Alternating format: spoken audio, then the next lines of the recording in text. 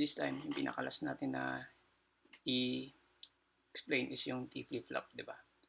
So, yung T flip-flop na to, so ito na yung na-implement ko. Gamit din yung mga NAND gates, di ba? So, meron tayong 4 na NAND gates. And, as you can see, yung circuit niya, yung picture niya, parang similar dun sa JK flip-flop, di ba? Yung kaibahan lang nito is mayroon na tayong single na input. Isa na lang yung input natin, which is yung T. Yung T doon na to, this is stands for toggle, di ba? So, basically, JK flip-flop siya. Parang JK flip-flop siya. Saan yung J and K natin is pinag-isa na lang natin yung input. Diba? So, ito is, let's try to compare yung sa truth table niya, diba? So, ito yung truth table niya. So, kapag yung clock down natin is active, then yung input natin sa toggle is 0, then yung output natin will be, kung yung current output natin 0, then still 0 pa rin yung magiging new state. Diba? Kaya if 0, then 0 yung ating output. And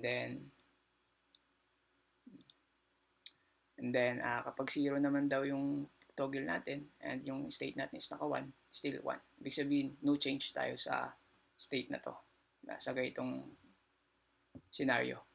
Then kapag yung toggle natin is 1, then ang clock signal natin is active, then dapat is magto-toggle, mag-on and switch, mag-on and off yung ano natin, yung ating circuit, di ba? So ibig sabihin kung 0 yung current state, dapat magwa 1. And kung 1 naman, dapat magsi-0. Diba? So, palit-palit sila. So, dito sa ginawa natin, ginawa natin, so ito lang yung nag-change, diba?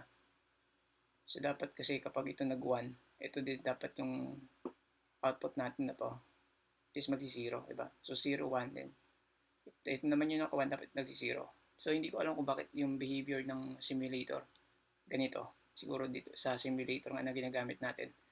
Pero na-double check ko naman din yung circuit. So far, tama naman. And so ito lang naman din yung circuit na pinagbasihan natin eh. Diba? So yan. So pero dapat talaga yung magiging behavior niyan kung 1. Kung ito 0, dapat ito magwa 1. Kung ito naman is yan, dapat 1, 0, diba? And then dapat kapag 1 to, dapat ito 0 to, di ba? Kumbaga, parang toggle switch nga siya, di ba? Nag-on and off. Para mapapansin mo sa truth table natin dito, kapag ito is, yung Q natin is, yung current state niya is 0, then dapat magwa 1, di ba? And kapag 1 naman, dapat magsi-0, di ba? So, palit-palit dapat. So, ganito yung behavior niya sa, sa ating simulator, di ba? Okay, so again from the word na toggle, diba? Nagpapalit-palit lang. Okay, so far na-implement naman din natin kahit papaano.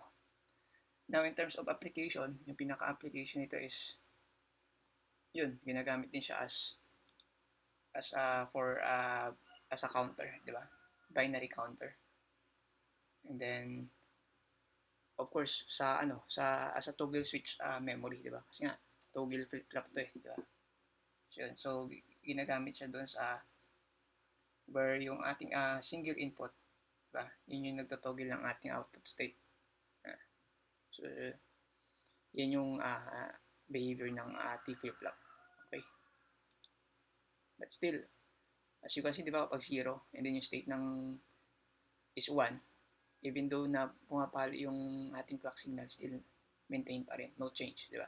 Which is same behavior dito, di ba? Kung 0 yung ating toggle, then ang current state natin is 1, then yung magiging next state natin is still 1, di ba? No change.